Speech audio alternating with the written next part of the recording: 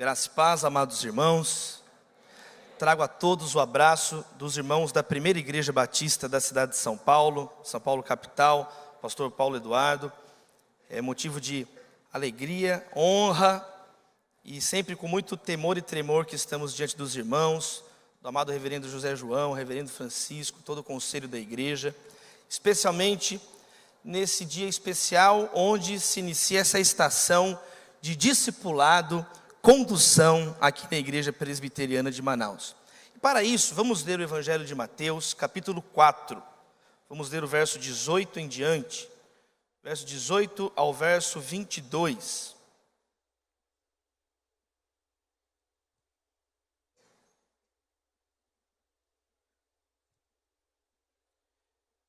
Evangelho de Mateus, capítulo 4, verso 18 ao verso 22. O discipulado é uma caminhada, queridos. Olha o que diz a palavra. Andando à beira do mar da Galileia, Jesus viu dois irmãos, Simão, chamado Pedro, e seu irmão André. Eles estavam lançando redes ao mar, pois eram pescadores. E disse Jesus: sigam-me, e eu os farei pescadores de homens. Vinde após mim, e eu vos farei pescadores de homens. No mesmo instante, eles deixaram as suas redes e os seguiram. Indo adiante, viu outros dois irmãos, Tiago, filho de Zebedeu, e João, seu irmão. Eles estavam num barco com o seu pai, Zebedeu, preparando as suas redes. Jesus os chamou, e eles, deixando imediatamente seu pai e o barco, o seguiram.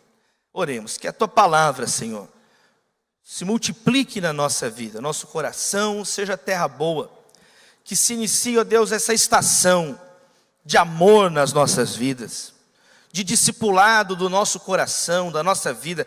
Queremos ser semelhantes a teu Filho amado, Senhor Deus. Fica conosco, nós te pedimos e oramos, em nome de Jesus. E a igreja diz: amém. Jesus Cristo disse que ele era o caminho. Jesus nunca disse assim: eu sou o círculo, o ciclo. Ele disse: eu sou o caminho. O caminho tem um início, um meio e um fim. E esse caminho, esse meio e esse fim é muito claro na Bíblia. É a própria vida de Deus em Cristo Jesus. Dele, por Ele, para Ele são todas as coisas. É nele que nós vivemos, nos movemos e existimos. Tudo é em Cristo. Tudo é para a glória do Senhor Jesus. E nesse caminhar do Senhor, enquanto Ele esteve aqui, quando Ele tabernaculou entre nós, carne e osso, Jesus é Deus. Amém, queridos? Jesus não é alguém com marcas divinas. Jesus não é alguém que a gente fala num sentido assim humano, ele é divino. Não, ele é divino no sentido pleno, 100% Deus, 100% homem. Ele é o nosso Deus e o nosso Salvador. E quando Cristo estava aqui, queridos, na terra, carne e osso, andando entre nós, ele tinha esse convite: sigam-me, sigam-me. Ele ia caminhando pelas praias, ele ia caminhando pelas estradas cheias de poeira da Palestina, convidando as pessoas: sigam-me, sigam-me. Um convite para sairmos do nosso imobilismo, sairmos do nosso mundinho e seguirmos os passos dele até a cruz, os passos de amor, os passos de renúncia. E o que eu gostaria de enfatizar nesse texto tão conhecido nessa noite, queridos, é especificamente nesse momento onde Jesus diz: sigam-me, e eu os farei pescadores de almas, de homens. Olha que interessante. O chamado do discipulado é um chamado para uma transformação nas mãos de Jesus. Amém, queridos? Isso é discipulado. Eu vos farei. Vocês são pescadores de peixes. Vocês estão aí arrumando as redes, vocês estão aí no barco de vocês, mas agora vocês vão caminhar comigo e eu vou transformar vocês. Eu vos farei pescadores de almas. Eu quero ser transformado por Jesus. Esse é o sentido da vida, sermos transformados por Jesus. E olha que interessante, é uma transformação completa, queridos. O Evangelho nos apresenta uma transformação completa, não uma transformação das aparências. O Evangelho não é uma maquiagem, o Evangelho é o poder de Deus que nos transforma de dentro para fora, amém, queridos? O Evangelho não é apenas mudar uma aparência, o Evangelho não é apenas ter uma aparência diferente, é muito mais do que isso, é ter um novo coração em Cristo Jesus. Se alguém está em Cristo, é nova criatura, as coisas velhas se passaram e tudo se fez novo nessa vida, amém, queridos? Isso é discipulado.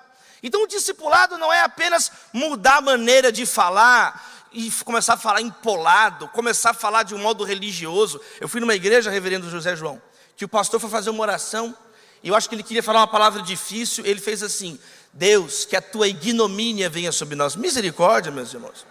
O pastor rogando praga para a igreja, porque ele queria falar empolado, ele achava que é isso.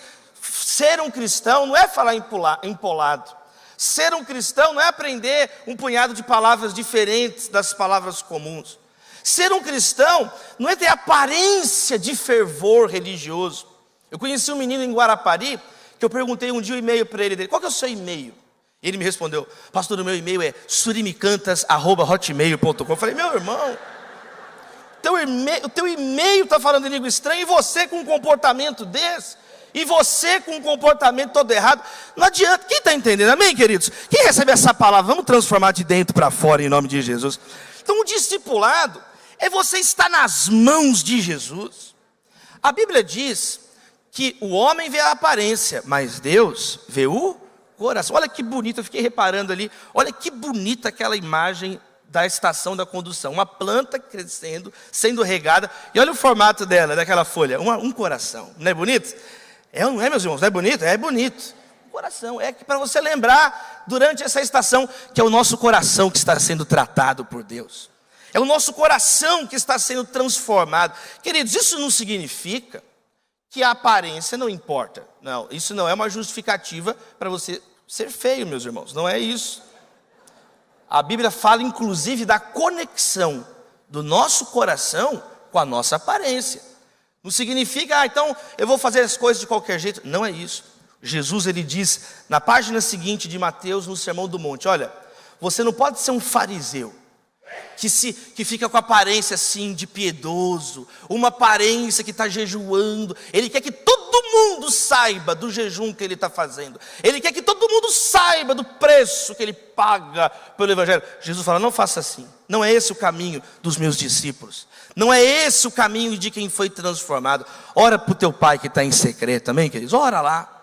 Lava o teu rosto. Arruma o teu cabelo e saia para os seus afazeres feliz. Provérbios diz que um coração alegre, um coração pleno em Deus, aformoseia o rosto. Então nada disso é feio, amém, meus irmãos? Que a aparência muda também, mas não é a aparência primeiro e o coração, é o contrário. É uma transformação que vem de dentro para fora, amém, queridos? Porque o nosso coração está sem Deus. Porque o nosso coração, conforme as Escrituras, todos pecaram e carecem da glória de Deus. O pastor John Stott tem uma frase célebre, onde ele diz assim: qual é o coração do problema do mundo? O coração do problema humano? E ele diz: é o problema do coração dos seres humanos. O coração do problema é o problema do coração. É o nosso coração que é caído. É o nosso coração que está longe de Deus. É o nosso coração que é perverso. E não tem nenhuma lei humana que vai mudar o teu coração. E não tem nenhum rito religioso que pode mudar o teu coração. E não tem nenhuma boa educação que você receber da sua mãe, do seu pai, da sua avó, do seu avô, que pode mudar o teu coração. Nenhum partido político pode mudar o teu coração. Nenhum dinheiro, nenhum bitcoin, nenhum dólar pode mudar o teu coração. Não é um diploma que muda o coração das pessoas. Não é saber teológico que muda o coração das pessoas. Não é medalhas eclesiásticas que mudam o coração de uma pessoa. E muito menos medalhas qualquer que seja olímpica. Não é o Oscar. O que muda o coração de uma pessoa é a obra, o lavar regenerador do Espírito Santo de Deus na nossa vida. é o toque do Senhor Jesus na nossa vida. É isso que muda o coração, é isso que transforma a sua vida, a sua família. E aí o discipulado é justamente isso, é a continuação, é o prosseguir da transformação do nosso coração nas mãos de Jesus. Amém, queridos? Guardei no coração a tua palavra para não pecar contra ti. E aí você então se envolva nesse momento. A igreja estará falando a partir dessas semanas, desses dias, que sobre discipulado, sobre você se envolver num grupo, sobre você estar com alguém estudando a palavra, compartilhando aquilo que você está aprendendo na palavra de Deus.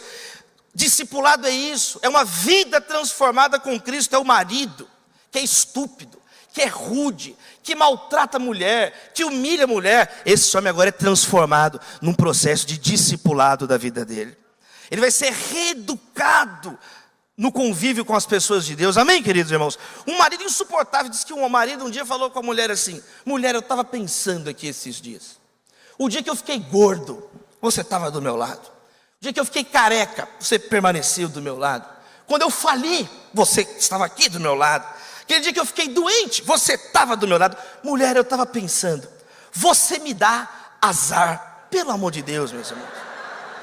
Sujeito insuportável, maltrata a mulher, difícil de conviver, grita com todo mundo. Aí a mulher é uma santa, meus irmãos. Nós não somos católicos, mas nós estamos quase canonizando essa mulher, pelo amor de Deus, de viver com um homem perverso. E o homem ainda vai e descarrega isso da mulher.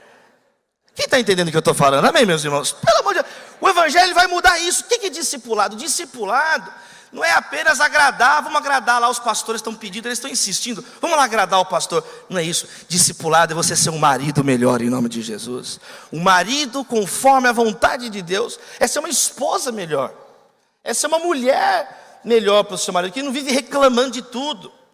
A Bíblia fala sobre isso, a mulher que reclama com uma goteira constante.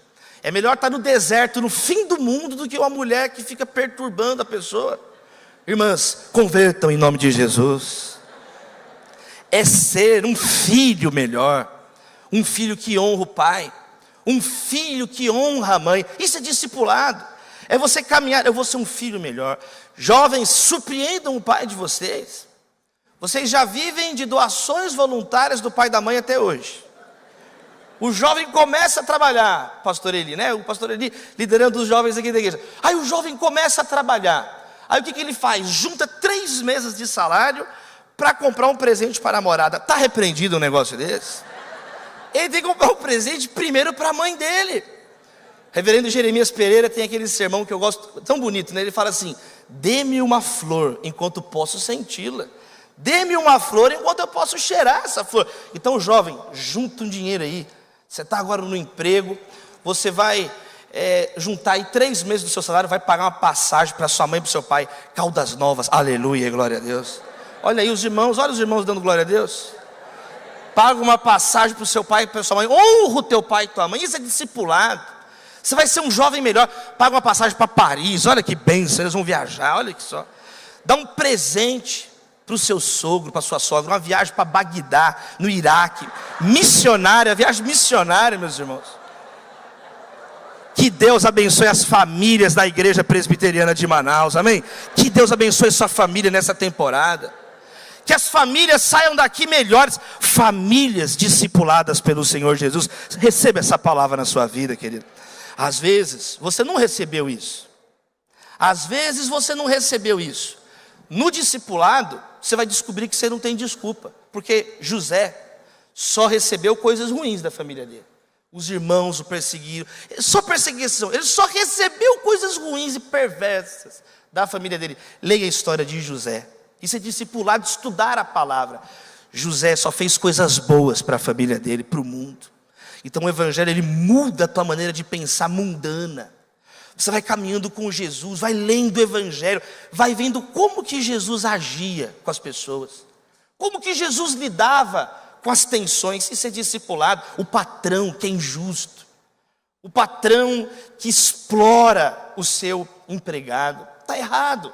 O discipulado vai mudar. Eu ministrei lá no Tribunal Superior do Trabalho recentemente, falei para os servidores do Tribunal Superior do Trabalho, e li um texto da carta de Tiago, Falei, o que eu vou falar aqui no Tribunal Superior do Trabalho, TST, mais alta instância da justiça trabalhista no Brasil. E eu li um texto da carta de Tiago que diz assim: vejam o clamor dos ceifeiros que tiveram o seu salário retido. O clamor desses ceifeiros chegou aos ouvidos do Senhor Todo-Poderoso. E eu falei lá com eles, olha, as pessoas vêm reclamando até chegar aqui. Se vocês não resolverem, o clamor chega em Deus. Porque tem um Deus no céu. Tem um Deus acima do TST, tem um Deus acima do STF, tem um Deus acima de todos os poderes da terra, tem um Deus no trono. Jesus está no trono, querido irmão, e é a Ele que nós prestamos contas. Por isso que quando eu leio o Evangelho, por isso que quando eu sou discipulado, eu sou um funcionário melhor. Eu sou um funcionário melhor. O apóstolo Paulo escreve em Colossenses: quando você trabalha, antes de trabalhar para o seu patrão, lembre-se que você está trabalhando para o próprio Deus. Aí o discipulado redimensiona a sua compreensão do trabalho. Você fala, peraí, é muito mais do que a empresa, é muito mais. Eu trabalho para Deus, eu tenho que honrar o meu Senhor aqui no trabalho. Amém, queridos? Então esse é o discipulado. Meus irmãos, meus amados, duas lições bem práticas para a nossa vida na atitude dos discípulos. Na atitude que a palavra coloca diante de nós. Está escrito, imediatamente, no mesmo instante, deixaram suas redes e o seguiram. Uma primeira lição bem prática para a nossa vida, para nós orarmos. Não enrole mais o discipulado na sua vida. O que você está esperando? Para de adiar, a estação começou. Não é possível que você está aqui na igreja presbiteriana de Manaus. Não é possível que você está aqui diante de uma liderança respeitada no Brasil e fora do Brasil. Pelo seu trabalho missionário nas comunidades ribeirinhas aqui do Amazonas. Respeitado, meus irmãos, um púlpito respeitado. Onde nós vamos ao Brasil, as pessoas respeitam essa igreja. Não é possível que você está aqui, todo esse esforço, todo esse empenho, e você vai ficar entrando e saindo do mesmo jeito, entrando e saindo do mesmo jeito, imediatamente. Hoje é tempo de mudança na nossa vida, em nome de Jesus. Eu estava lendo aquele livreto, na verdade, do reverendo Hermes Steinmeier, sobre a evangelização. E tem uma frase marcante quando ele explica da urgência do evangelismo, a urgência de servirmos a Deus. Quando Jesus chega para Zaqueu e ele fala, desce depressa. Eu quero estar com você hoje. Desce depressa. E muitas vezes nós enrolamos. Muitas vezes você está enrolando. Nós já estamos agora em maio. Já estamos agora, queridos, no 5º mês de 2019. E você está fazendo reclamações da década de 1970, meus irmãos. Nem a tua reclamação mudou. Para com isso. Queridos, número 1, uma lição de mexermos. Uma lição de pararmos de perder tempo imediatamente. É tempo de mudança. É tempo de mudança nas nossas vidas pessoais. É tempo de mudança na sociedade brasileira. Agora em março passado, queridos, eu tive uma missão duríssima de conduzir o culto fúnebre para enterrar aqueles jovens que foram assassinados na escola Raul Brasil, lá em Suzano. Meus irmãos, pelo amor de Deus, meus irmãos. O Brasil, dos países mais violentos do mundo. Cerca de 60 mil pessoas assassinadas no Brasil. A igreja está dormindo, está na hora da igreja acordar em nome do Senhor. Orarmos mais, clamarmos mais. Os meninos lá dos 5 rapazes, 3 evangélicos, 3 das igrejas protestantes. E aí, o dia inteiro lá, eu conheci um deles, o Caio Lucas, há 13 anos, ministrando na igreja dele lá em Suzano, do meu amigo pastor Júlio Vertulo. Queridos, nós às vezes abrimos assim o jornal, ligamos a televisão, escutamos um rádio, recebemos uma mensagem do telefone, e nós, ao invés de reagirmos como servos e servas do Senhor, nos levantarmos em oração, nos levantarmos como pessoas discipuladas pelo Senhor Jesus, ao invés de nos levantarmos contra essas situações, colocarmos diante de Deus, infelizmente, muitas vezes nós agimos iguaizinhos às pessoas que não têm Deus. O Senhor Jesus nos alertou. Ele disse assim, não fiquem reclamando. O que eu vou comer? O que eu vou beber? O que eu vou vestir? Os pagãos é que se comportam dessa maneira. Mas vocês são diferentes. Vocês são o sal da terra. Vocês são a luz do mundo. Vocês são embaixadores de Cristo. Vocês são aroma de Cristo. Vocês são carta viva de Deus nesse tempo. Amém? Abre assim sua mão comigo. A primeira oração, Deus, imediatamente eles deixaram tudo para te seguir. Mostra para nós, ó Deus, essa primeira aplicação simples e pastoral na nossa vida. Queremos parar de perder tempo em nome de Jesus na nossa família. Queremos parar de perder tempo em casa, queremos ler mais a palavra, orar mais, te buscar mais, não ficar esperando alguém pedir algo. Queremos, ó Deus, nessa estação, nós nos colocarmos à disposição do Teu reino. Usa as nossas vidas, em nome do Pai, do Filho e do Espírito Santo, a igreja diz, amém. E por último lugar, meus amados irmãos, uma segunda aplicação simples e prática, clara, direta nesse texto. Eles deixaram tudo para seguir Jesus. Eles deixaram imediatamente as redes, abriram mão para seguir a Cristo Jesus. Uma segunda lição do discipulado é a lição do amor. O que é abrir mão das redes? O que é abrir mão? É amar Jesus acima de todas as coisas.